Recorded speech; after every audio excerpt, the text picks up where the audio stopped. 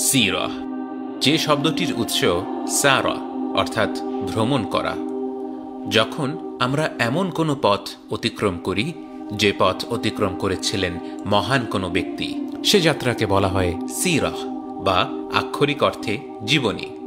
সিরাহ যে কোনো মানুষেরই হতে পারে, কিন্তু বর্তমান সময়ে সিরাহ বলতে আমরা সেই মানুষের জীবনীকে বোঝাই যার ব্যাপারে বিশ্বজাহানের রব বলেছেন, لقد كان لكم في رسول الله أسوة حسنة لمن كان يرجو الله واليوم الآخر لمن كان يرجو الله واليوم الآخر وذكر الله كثيرا। যারা আল্লাহ ও শেষ দিবসের আশা রাখে এবং আল্লাহকে বেশি বেশি স্মরণ করে, তাদের জন্য রাসূলুল্লাহর মধ্যে উত্তম উদাহরণ রয়েছে। রাসূল সাল্লাল্লাহু আলাইহি ওয়াসাল্লামকে আল্লাহ এই পৃথিবীতে পাঠিয়েছিলেন আনুমানিক 570 খ্রিস্টাব্দে মক্কার কোরাইশ বংশে। স্কলাররা আরবদেরকে দুই ভাগে ভাগ করেন। আল আরব আল বাঈদা বা বিলুপ্ত আরবেরা আরব উপদ্বীপে বসবাস করত হাজার হাজার বছর আগে। পবিত্র কোরআনে তাদের কিছু কিছু ঘটনা উল্লেখ করা আছে, যেমন আদ, সামুদ ইত্যাদি, যাদের আল্লাহ সুবহানাহু ওয়া তাআলা ধ্বংস করে দিয়েছিলেন। দ্বিতীয় দলকে বলা হয় আল আরব আল বাকিয়াহ, যাদেরকে আরও দুই ভাগে ভাগ করা যায়, কাহতানি আরব ও আদনানি আরব। কাহতানকে ধরা হয় আরব জাতির পিতা, যার পুত্র ইয়ারাবের নামেই আরব জাতির নামকরণ। বলা হয় কাহতান ছিল নূহ আলাইহিস সালামের পুত্র সামের বংশধর, যার থেকে সেমিটিক সভ্যতার উৎপত্তি।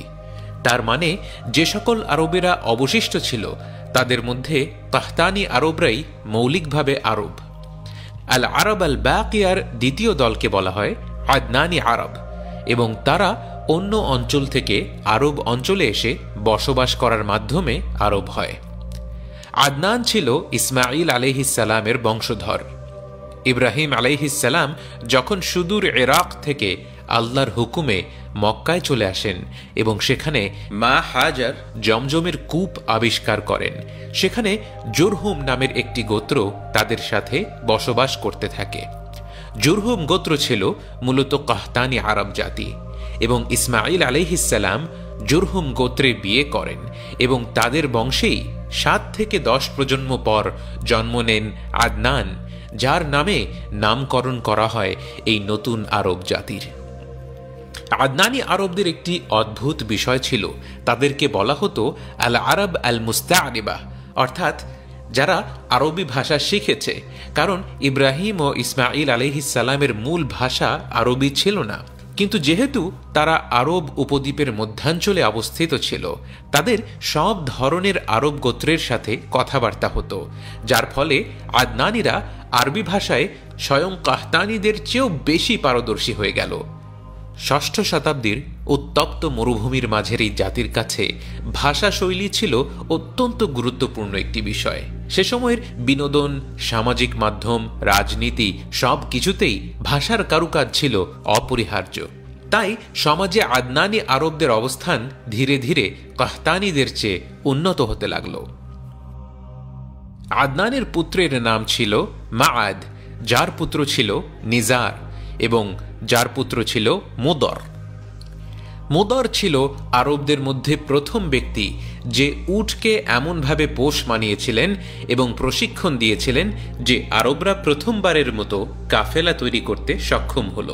ব্যবসা বাণিজ্যে এর একটি লক্ষণীয় প্রভাব পড়ল। মুদরের পর ইলিয়াস, যার পুত্র মুদরিকাহ, যার পুত্র হুজাইমাহ, যার পুত্র কিনানাহ ছিল আদনানি গোত্রের আরেক উজ্জ্বল নক্ষত্র। কিনানা অর্থ তীর রাখার পাত্র, এবং এটা তার আসল নাম নয়, বরং তাকে তার অসম্ভব বীরত্বের কারণে এ নামে ডাকা হতো। ইতিহাসের বইয়ে উল্লেখ আছে তিনি ছিলেন জ্ঞানের ভাণ্ডার, এবং মানুষ যখন হজ করতে আসতো তাদের এই নিয়ত ছিল যে সেখানে গেলে হয়তো কিনানার সাথেও দেখা হয়ে যাবে।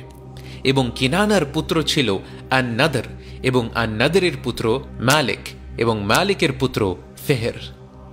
আদনানি গোত্রে কোরাইশ নামটির উৎপত্তি ঠিক কার থেকে এ নিয়ে মতভেদ রয়েছে। একটি মত হচ্ছে ফেহেরের বংশধরদের মধ্যে থেকেই আশারাতুল মুবাশারা বা সেই 10 জন সাহাবী যাদেরকে পৃথিবীতে থাকতেই জান্নাতের সুসংবাদ দেয়া হয়েছিল তাদের সকলের উৎপত্তি। রাসূল সাল্লাল্লাহু আলাইহি ওয়াসাল্লামের জীবদ্দশায় প্রায় 12 কি 13টির মতো কোরাইশ গোত্র ছিল, যার মধ্যে বানু হাশেম, বানু জোহরা, বানু মখজুম ইত্যাদি, এবং সে সব গোত্রই ফেহেরের বংশধরদের থেকে এসেছে। তাই কিছু কিছু স্কলারদের মতে ফেহের ছিলেন প্রথম কোরাইশ। ফেহেরের পুত্র গালিবের পুত্র, লুআইয়ের পুত্র, কাবের পুত্র, মুররার পুত্র, কিলাবের পুত্র কোসাই, এবং কোসাইকে বলা হতো ছোট কোরাইশ, এবং কোসাই ছিলেন কোরাইশদের জন্য এক কিংবদন্তি। তার সময়ে ইসমাইল আলাইহিস সালামের বংশধরদের আরেক গোত্র যাদের নাম ছিল খুজাআহ, এবং যারা ফেহের বা কোরাইশের বংশধর ছিল না, তারা মক্কার নিয়ন্ত্রণে ছিল। খুজাআহ ব্যতীত সকল গোত্র মক্কার বাইরে ছোট ছোট শিবির স্থাপনে বসবাস করত। এই পরিস্থিতিতে কোসাই খুজাআহ গোত্রের নেতার মেয়েকে বিয়ে করার প্রস্তাব দেন। তার চরিত্র এতটাই মহৎ ছিল যে খুজাআর নেতা বিয়ের প্রস্তাব গ্রহণ করলেন, এবং তিনি মারা যাওয়ার পর কোসাই এতটা জনপ্রিয় ছিলেন যে মানুষ তাকেই সেখানকার নেতা হিসেবে দেখতে চাইলেন, খুজাআর সদ্য মারা যাওয়া নেতার নিজের সন্তানদের নয়। এবং কোসাই ফেহেরের সকল বংশধরদের এক করলেন এবং কোরাইশ জাতিকে মক্কার নেতৃত্বে প্রতিষ্ঠিত করলেন। তার জীবনের আরেকটি গুরুত্বপূর্ণ বিষয় ছিল তিনি হাজ্জিদের জন্য পানির ব্যবস্থা করতেন। জমজমের শহরে পানির ব্যবস্থার প্রয়োজন কি ছিল? আসলে সেই সময় জমজমের কূপ হারিয়ে গিয়েছিল। শত শত বছর আগে যখন খুজাআহ গোত্র আদিম জুরহুম গোত্রের কাছ থেকে মক্কার নেতৃত্ব কেড়ে নিয়েছিল, মক্কা ছাড়ার সময় জুরহুমের লোকেরা মক্কা থেকে পলায়ন করার সময় জমজমের কূপ এমনভাবে ঢেকে দিয়েছিল যে কোসাইয়ের নেতৃত্বের সময় পর্যন্ত জমজমের কূপ আর খুঁজে পাওয়া যায়নি। তাই তিনি মক্কার হাজ্জিদের জন্য পানির ব্যবস্থা করতেন এবং মুজদালিফায় হাজ্জিদের জন্য আগুনের ব্যবস্থাও করতেন। কোসাইয়ের পুত্র আব্দু মানাফ, যার ভালো নাম ছিল মুগীরাহ, কোসাইয়ের জীবদ্দশাতেই বেশ জনপ্রিয় ছিলেন এবং তিনি সমাজের নানা গুরুত্বপূর্ণ দায়িত্ব পালন করতেন। তার পুত্রকে ডাকা হতো হাশেম, যার আসল নাম ছিল আমর। হাশিম শব্দটি হাসামা থেকে আসে, যার অর্থ গুঁড়ো করা বা ভানা, এবং তিনি জব ভেনে হাজ্জিদের মাঝে বিতরণ করার জন্য বেশ জনপ্রিয় ছিলেন। তার ব্যাপারে বলা হতো যে তিনি কখনো একা খেতেন না, খেতে বসলে যাকেই কাছে পেতেন তাকে ডেকে একসাথে খাবার বেটে খেতেন। হাশিমের দাদা কোসাই রাজনীতিকভাবে কোরাইশ বংশকে এক নতুন উচ্চতায় পৌঁছে দিয়েছিলেন এবং হাশিম বাণিজ্যিক দিক থেকে কোরাইশ বংশকে নতুনভাবে প্রতিষ্ঠিত করেছিলেন। একবার মক্কায় এক ভয়াবহ দুর্ভিক্ষ দেখা দিল। প্রচুর মানুষ দুর্ভিক্ষে মারা যাচ্ছিল। তখন হাশিম একটি প্রস্তাব দিয়ে বললেন, আমরা দুটো বাণিজ্যিক কাফেলার আয়োজন করলে কেমন হয়? গরমে আমরা উত্তরের দিকে যাব, রোম অঞ্চলে গিয়ে লেনদেন করব, আর শীতকালে দক্ষিণে ইয়েমেনে গিয়ে লেনদেন করব। এতে করে সারা বছর আমাদের নিত্য প্রয়োজনীয় খাদ্যদ্রব্য বাজারে থাকবে। এবং এই গ্রীষ্ম আর শীতকালের ভ্রমণকে উল্লেখ করেই সূরা কুরাইশে আল্লাহ তাআলা বলেন, ইলাফিহিম রিহলাতাশ শিতাই ওয়াস সাইফ, তাদের নিরাপত্তা গ্রীষ্ম ও শীতকালের ভ্রমণ। আল্লাহর হুকুমে হাশিমের এই প্রস্তাবে মক্কার অঞ্চলে এক বিরাট পরিবর্তন আসলো। শহরটি বাণিজ্যিকভাবেও গুরুত্বপূর্ণ হয়ে উঠল এবং সে অঞ্চলের ধন সম্পদ বৃদ্ধি হওয়াতেই হাশিম হাজ্জিদের খাওয়া দাওয়া ও আরো ভালো খেদমত করার ব্যবস্থা করতে পারলেন এবং সেই থেকে হাশিমের বংশধর অর্থাৎ বানু হাশিম গোত্রের সমাজে এক বিশেষ মর্যাদা ছিল। হাশিমের একজন স্ত্রী ছিলেন সুদূর ইয়াসরিব অঞ্চলের, এবং তাদের ঘরে একজন পুত্র সন্তান হল, যাকে ডাকা হতো আব্দুল মুত্তালিব। হাশিম ইন্তেকাল করার পর আব্দুল মুত্তালিবকে নিয়ে তার মা কিছুটা সময় ইয়াসরিব শহরে কাটান। তখনও কারো জানার উপায় ছিল না, আর মাত্র কয়েক যুগ পর এই শহরের ইতিহাস চিরতরে পাল্টে যাবে। আব্দুল মুত্তালিবের আসল নাম ছিল শাইবাতুল হামদ, এবং তার জীবনে 3টি অত্যন্ত গুরুত্বপূর্ণ ঘটনা ঘটে। আল্লাহর হুকুমে তিনি একদিন স্বপ্নে দেখলেন জমজমের কূপ আসলে কোথায় অবস্থিত আছে। প্রথমে স্বপ্নটি দেখার পর তিনি বুঝতে পারেননি যে আল্লাহই তাকে এই স্বপ্নটি দেখাচ্ছিলেন, তাই তিনি তা উপেক্ষা করলেন। কিন্তু যখন তিনি বারবার একই স্বপ্ন দেখতে লাগলেন, তিনি তার বড় সন্তান হারিসকে নিয়ে সেই অঞ্চলে গিয়ে দুজন মিলে মাটি খোঁড়া শুরু করলেন। তাদের এই কাজ দেখে কুরাইশের বাকিরা তাদের নিয়ে বিদ্রূপ করতে লাগলো, বলতে লাগলো যে কূপ শত শত বছর ধরে কেউ পায়নি, সেই কূপ তোমরা বাপ বেটা মিলে পেয়ে যাবে। কিন্তু আব্দুল মুত্তালিব আর হারিস কারো কথায় কান না দিয়ে মাটি খুঁড়তে থাকলেন, এবং শেষমেশ সেখান থেকে পানি বেরিয়ে এলো, এবং এরপর থেকে আব্দুল মুত্তালিব জমজমের কূপের দায়িত্বে ছিলেন। আব্দুল মুত্তালিবের 18 জন সন্তান ছিল, যার মধ্যে 12 জন ছিল পুত্র সন্তান। আল হারিস ছিলেন জ্যেষ্ঠ এবং প্রথম স্ত্রীর ঘরের সন্তান। আরেকজন স্ত্রীর ঘরে ছিলেন জুবাইর, আব্দুল্লাহ এবং আবু তালেব। আরেকজন স্ত্রীর ঘরে আব্বাস ও দিরার। আরেকজন স্ত্রীর ঘরে হামজা, মুকাওয়াম এবং হাজল। এবং আরেকজন স্ত্রীর ঘরে ছিল আবু লাহাব একা, এবং তার 6 জন কন্যা সন্তানের নাম ছিল সফিয়াহ, আতেকাহ, উম্মে হাকিম, উমাইমাহ, আরওয়াহ এবং বাররাহ। আব্দুল মুত্তালিব একদিন আল্লাহর কাছে 10 জন পুত্র সন্তানের জন্য দোয়া করেন, এবং তিনি কসম খান যে যদি তার 10টি পুত্র সন্তান হয়, তিনি একটি সন্তানকে আল্লাহর ওয়াস্তে কোরবানি করে দিবেন। যেহেতু তখন জাহেলিয়াতের যুগ ছিল, এ ধরনের কসম খাওয়া সে সময়ে খুব অস্বাভাবিক কিছু ছিল না। অবশেষে তার 12 জন পুত্র সন্তান হল, এবং তিনি তার শপথ অনুযায়ী তার একজন সন্তানকে কোরবানি দেওয়ার জন্য প্রস্তুত হলেন, এবং তীর নিক্ষেপের মাধ্যমে এক ধরনের ভাগ্য নির্ধারণকারী পদ্ধতিতে উঠে আসলো যে তার সবচেয়ে প্রিয় পুত্র আব্দুল্লাহকেই তার কোরবানি করতে হবে। তিনি আব্দুল্লাহকে নিয়ে কাবা ঘরে গেলেন, কিন্তু কুরাইশের লোকেরা তাকে বাধা দিয়ে বলল, তোমার নিজের সন্তানকে এভাবে কোরবানি দেওয়ার প্রয়োজন নেই, বরং তুমি অমুক পুরোহিতের কাছে যাও, সে তোমাকে কোনো না কোনো কাফফারার কথা জানাবে। তিনি সেই পুরোহিতের কাছে গেলেন, এবং সে তাকে বলল 10টা উট এবং আব্দুল্লাহকে নিয়ে কাবা ঘরের কাছে যেতে, এবং এরপর তীর নিক্ষেপ করে দেখতে তীর কার দিকে ইঙ্গিত করছে। যদি তীর আব্দুল্লাহর পক্ষে আসে তাহলে 10টা উট কোরবানি দিয়ে দিলেই হবে, কিন্তু যদি তীর উটের পক্ষে আসে তাহলে যতক্ষণ পর্যন্ত না তীর আব্দুল্লাহর পক্ষে আসে ততক্ষণ 10টা করে উট বাড়াতে থাকতে হবে। আব্দুল মুত্তালিব তাই করলেন। প্রথমেই তীর উটের পক্ষে এলো। তিনি পুরোহিতের নির্দেশ মতে 10টা করে উট বাড়াতে লাগলেন এবং নতুন করে তীর নিক্ষেপ করতে লাগলেন, কিন্তু প্রতিবারই তীর আব্দুল্লাহর বিপক্ষে আসতে লাগলো। অবশেষে যখন তিনি 100টি উট জড়ো করে আব্দুল্লাহর বিপরীতে দাঁড় করালেন, তখন তীর আব্দুল্লাহর পক্ষে আসলো। একেবারে নিশ্চিত হওয়ার জন্য আব্দুল মুত্তালিব 3 বার তীর নিক্ষেপ করলেন এবং 3 বারই তীর আব্দুল্লাহর পক্ষে আসলো। অবশেষে 100টি উট কোরবানি দেওয়ার মাধ্যমে আব্দুল্লাহর কাফফারা আদায় করা হলো, এবং আব্দুল্লাহকে পেয়ে আব্দুল মুত্তালিব সহ সমাজের সব মানুষ আনন্দে মেতে উঠল। আব্দুল মুত্তালিবের জীবনের তৃতীয় বড় ঘটনা ছিল আবরাহার সাথে সাক্ষাৎ করা। আবরাহা ছিল সে সময়ের ইথিওপিয়ান রাজ্যের একজন নেতা, এবং সে ইয়েমেন অঞ্চলের দায়িত্বে ছিল। সে যখন দেখল যে প্রতি বছর তার লোকেরা মক্কায় হাজ করতে যায়, সে বলল, তোমাদের হাজ করতে এত দূরে যাওয়ার প্রয়োজন নেই, আমি এখানেই তোমাদের জন্য আল্লাহর একটি ঘর নির্মাণ করে দিচ্ছি, যা তোমাদের ওসব ঘরের চেয়ে আরও উত্তম হবে।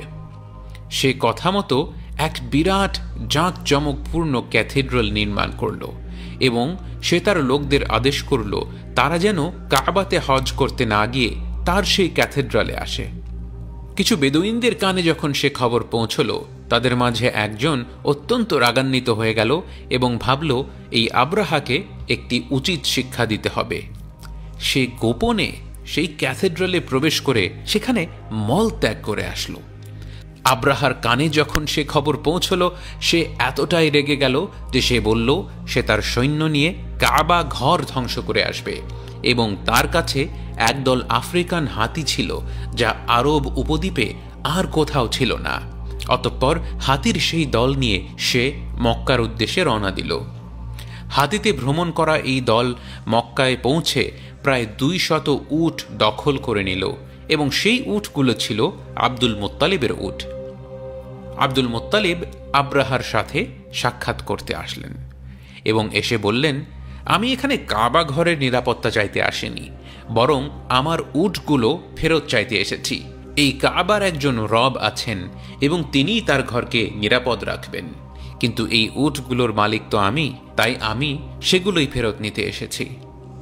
আব্রাহা আব্দুল মুত্তালিবের বাচন ভঙ্গিতে বেশ অভিভূত হয়ে গেল এবং তাকে তার উটগুলো ফেরত দেওয়ার আদেশ করল।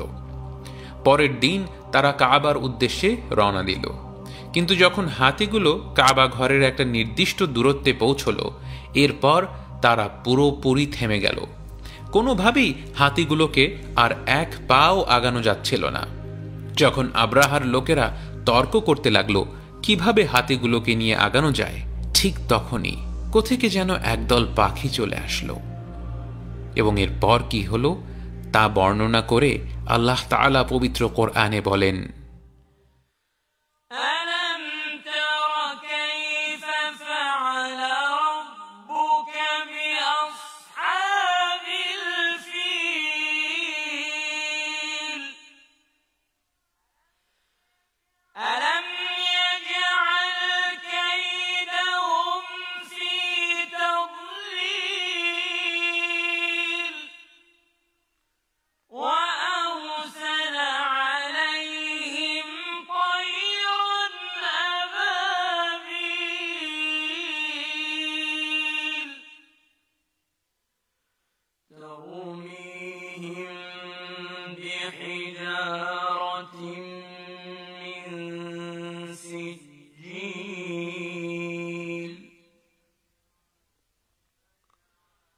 فجعلهم كعصف مأكول। আব্রাহার সৈন্য শুধু ধ্বংসই হয়ে গেল না, বরং এমনভাবে ধ্বংস হয়ে গেল যে তাদের মরদেহগুলো দেখে মনে হচ্ছিল জাবরের মতো। তখনকার সময়ে আরব সমাজে সন গণনা করার প্রচলন ছিল না, বরং বিভিন্ন সময়ের বড় বড় ঘটনার সাথে মিলিয়ে তারিখের হিসাব রাখা হতো। আব্রাহা ও তার বাহিনীর ধ্বংসের বছরকে বলা হতে লাগলো আমুল ফিল, হাতির বছর। কিন্তু আরও একটি কারণে আমুল ফিল সনটি ইতিহাসের পাতায় স্বর্ণাক্ষরে লেখা হয়ে থাকে, কারণ আনুমানিক সেই সময়ে আব্দুল মুত্তালিবের পরিবারে একটি সুখবর আসে। তার পুত্র আব্দুল্লাহ ও পুত্রবধূ আমেনার ঘরে এক নবজাতক জন্ম নিল। আর অমনি যেন আকাশ, বাতাস, পর্বতমালা, নদী, সমুদ্র, বৃক্ষের মেলা, পৃথিবীর বুকে যা কিছু সুন্দর, যা কিছু প্রাণবন্ত, সবাই যেন একসাথে উল্লাসে মেতে উঠে বলল, সাল্লাল্লাহু আলা মুহাম্মদ সাল্লাল্লাহু আলাইহি ওয়াসাল্লাম, সাল্লাল্লাহু আলা মুহাম্মদ সাল্লাল্লাহু আলাইহি ওয়াসাল্লাম, সাল্লাল্লাহু আলা মুহাম্মদ সাল্লাল্লাহু আলাইহি ওয়াসাল্লাম, সাল্লাল্লাহু আলা মুহাম্মদ সাল্লাল্লাহু আলাইহি ওয়াসাল্লাম, সাল্লাল্লাহু আলা মুহাম্মদ সাল্লাল্লাহু